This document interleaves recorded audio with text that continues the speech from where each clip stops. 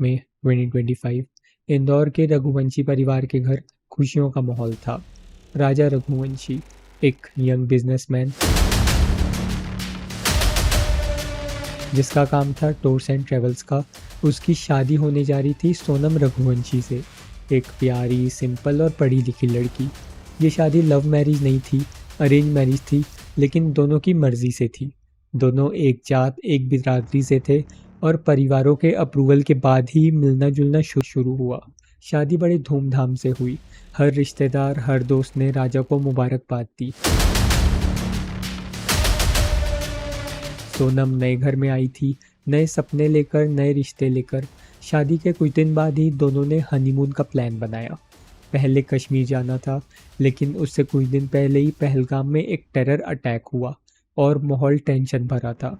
परिवार ने मना किया कि कश्मीर अनसेफ है, तो राजा और सोनम ने प्लान चेंज किया। आसाम जाने का सोचा और मेघालय तक का प्लान बनाया। कामाख्या मंदिर के दर्शन भी हो जाएंगे, ये सोचकर निकल पड़े। 20 मई को इंदौर से निकले।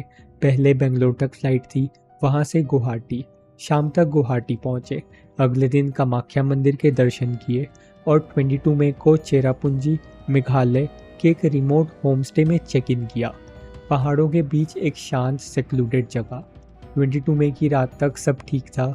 राजा और सोनम ने एक स्कूटी रेंट पर ली, लोकल जगह घूमे, पिक्चर्स भेजी घर वालों को, सब कुछ नॉर्मल था। पर 23 मई की सुबह राजा और सोनम अपने होमस्टे छोड़ देते हैं। सुबह 6 बजे राजा ट्रैकिंग के लिए निकला, जंगल और पहाड़ों की तरफ। सोनम उसी वक्त एक कैफ़े में रुक गई थी। थक चुकी थी, फास्टिंग में थी और थोड़ा रेस्ट लेना चाहती थी। थोड़ी देर रुकूंगी। ये कॉल उसकी सास के फ़ोन में रिकॉर्ड हो गई। 1:45 के बाद दोनों फ़ोन्स ऑफ। 2 बजे तक किसी का फ़ोन नहीं लगता। राजा का फ़ोन भी स्विच ऑफ, सोनम का भी। घर वालों ने सोचा नेटवर्क का इशू होगा। चेरापूंजी जैसे रिमोट जगह में तो सिग्नल वैसे भी वीक होते हैं। 24 में पूरा दिन बीता, कोई कॉल नहीं। 25 में तीसरा दिन, स्टिल कोई कॉल नहीं। अब परिवार में पैनिक शुरू होता है। राजा और सोनम ऐसे कभी कांटेक्ट में ना रहे, ऐसा क्या हो गया? क्या उनका एक्सीडेंट हुआ है या किडनैपिंग हुई है? राजा के छोटे भाई और सोनम के भाई गोविंद तुरंत मेघालय के लिए निकल पड़ते हैं। जब वो शिलोंग पहुंचे तो लोकल पुलिस के पास जाकर मिसिंग रिपोर्ट फाइल करते हैं।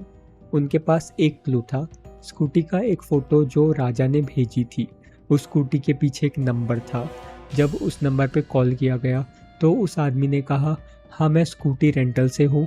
राजा ने 22 तारीख को स्कूटी रेंट पे ली थी और जब उस रेंटल वाले से पूछा गया स्कूटी अब कहाँ है, तो उसने बताया 25 तारीख को एक अननोन कॉल आया था। एक पहाड़ी के पास एक लवारी स्कूटी मिली थी, वही थी राजा की स्कूटी। अब कहानी हॉरर जोन में एंटर करती है। एक लवारी स्कूटी, रिमोट लोकेशन, 3 दिन से दोनों फ़ोन्स ऑफ। 28 मई को जंगल में सर्च टीम को मिलते हैं 2 लवारिस बैग्स। उनमें कपड़े, ब्रश, एसेंशियल्स ये सब सामान था। राजा और सोनम के भाई दोनों पहचान देते हैं ये उनका ही सामान था। फिर आता है 2 जून, जब सर्च टीम एक खाई के पास पहुंचती है। एक लाश मिलती है।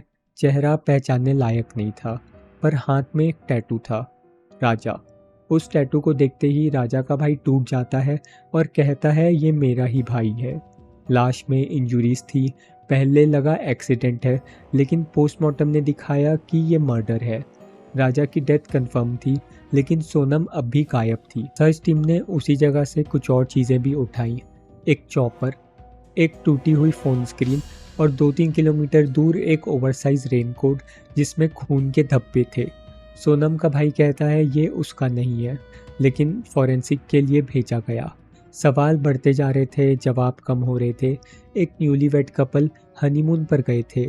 अब एक लाश मिल चुकी थी और दूसरी आधी कहानी जंगल में कहीं छुपी थी। जब इंसान के अपने खो जाते हैं तो सिर्फ पुलिस पर भरोसा रह जाता है या फिर भगवान पर।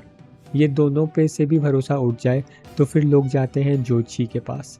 सोनम के घर में भी एक ऐसे ही ज्योतिषी थे, पंडित NK पांडे।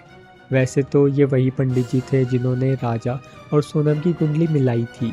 इन्होंने ही शादी की डेट्स निकाली थी 16 मई की, लेकिन बाद में कहीं से 11 मई को डिसाइड हुआ था। पंडित जी कहते हैं मैंने मना किया था, 31 मई से पहले विदाई मत करना, 5 जून के पहले कहीं बाहर मत जाना, लेकिन किसी ने मेरी नहीं सुनी। और जब 23 मई के बाद दोनों गायब हो गए तो देवी सिंह रघुवंशी, जो सोनम के पिता हैं, उन्होंने पंडित जी से फिर संपर्क किया। अब वो भी अलग लेवल तक टूट चुके थे। पंडित जी ने देखा ये केस एक सिंपल मिसिंग केस नहीं है, इसमें किसी औरत का हाथ है। कौन है वो औरत? सोनम खुद, कोई और? उन्होंने इतना कहा, ये लड़की पूर्व दिशा में गई है और काम विलंब से सिद्ध होगा। मतलब सोनम लौट तो आएगी लेकिन देर से आएगी। घर वालों ने डेस्परेशन में एक कदम उठाया।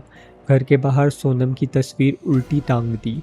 कहा गया ये एक पुराना टोटका है, जब कोई इंसान लापता हो जाए उसकी फ़ोटो उल्टा लटकाने से वो वापस लौट आता है। ये सुपरस्टिशन नहीं था उनके लिए, एक आखिरी उम्मीद थी।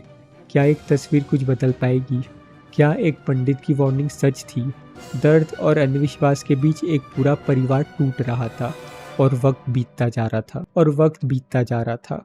फिर आई वो रात जहाँ से कहानी की दिशा ही बदल गई।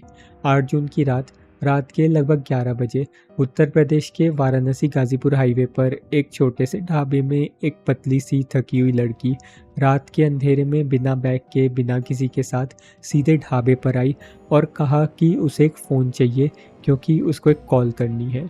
उसकी आवाज़ हिल रही थी। ढाबे के मालिक साहिल यादव ने देखा, उसकी हालत ख़राब थी। उसने उसे पानी पिलाया, फिर उसने मोबाइल दिया।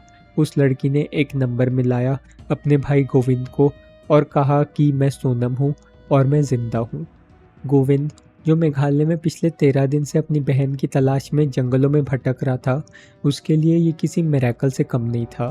फिर गोविंद ने ढाबे वाले से बात की, कंफर्म किया और कहा कि ये मेरी बहन सोनम रघुवंशी है, प्लीज़ उसे कहीं जाने मत देना। साहिल ने उसे ढाबे में बैठाया, एक महिला को बुलाया उसे संभालने के लिए। रात के 2 बजे तक पुलिस भी आ गई थी वहाँ पर। सोनम को तुरंत हॉस्पिटल ले जाया गया, उसके बाद महिला शेल्टर में रखा गया। सब शौक थे। एक लड़की जो मेघालय के जंगलों में गायब हुई थी, वो 1000 किलोमीटर दूर गाजीपुर में कैसे पहुंची? मेघालय पुलिस को जैसे शौक लग गया। डीजीपी इदाशीष नोगरेंग ने प्रेस कॉन्फ्रेंस में कहा, we crack the case. Sonam मिल चुकी है और राजा के मर्डर में हम 3 लोगों को अरेस्ट किया है। और फिर वो 3 नाम सामने आए। मेघालय पुलिस ने 3 लोगों को अरेस्ट किया, राज कुशवाहा, विशाल चौहान, आकाश राजपूत। एक चौथा इंसान आनंद अभी भी फरार है। डीजीपी ने कहा ये तीनों लोग राजा रघुवंशी के किलर्स हैं। इन्होंने मिलकर राजा का मर्डर प्लान किया और सबसे बड़ा शौक, ये साजिश राजा की पत्नी सोनम रघुवंशी ने ही बनाई थी। हाँ, वही सोनम जिसके लिए पूरा देश दुआ मांग रहा था, जो 15 दिन तक बेचारी बनकर न्यूज़ हेडलाइंस में थी, वही मास्टरमाइंड निकली। क्या सोनम किसी और लड़के से प्यार करती थी? क्या उसने शादी मजबूरी में की थी या ये सब पहले से प्लान था? पुलिस कह रही है राजा के पास 1 लाख के ज्वेलरी थे, डायमंड रिंग, ब्रेसलेट, गोल्ड, ये भी लूटा गया। मतलब प्रेम, पैसा या दोनों का खेल था। इन तीनों ने मेघालय में राजा को जंगल में बुलाया, मारा और बॉडी खाई में गिरा दी। फिर सोनम को अलग राउट से निकाल कर गए। वाराणसी तक कैसे आए, किसने छुपाया, किस व्हीकल से आए थे, ये सब पुलिस इन्वेस्टिगेट कर रही है। अब जब सोनम मेघालय पुलिस के कस्टडी में जा रही है, फिर सब कुछ इंट्रोगेट होगा।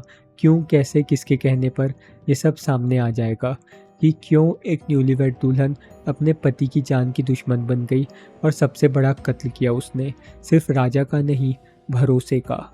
दोस्तों, कहानी अभी ख़त्म नहीं हुई है। ये एक मर्डर मिस्ट्री है जिसमें इमोशन, बिट्रेयल और प्लानिंग सब कुछ शामिल है। सोनम अब पुलिस के कस्टडी में है और केस का ट्रायल अब होगा। जो लड़की सबको रुलाती थी, वो अब सबके लिए सवाल बन गई है। आपको क्या लगता है, सोनम सच में मास्टरमाइंड थी या किसी ने उसे फंसाया है?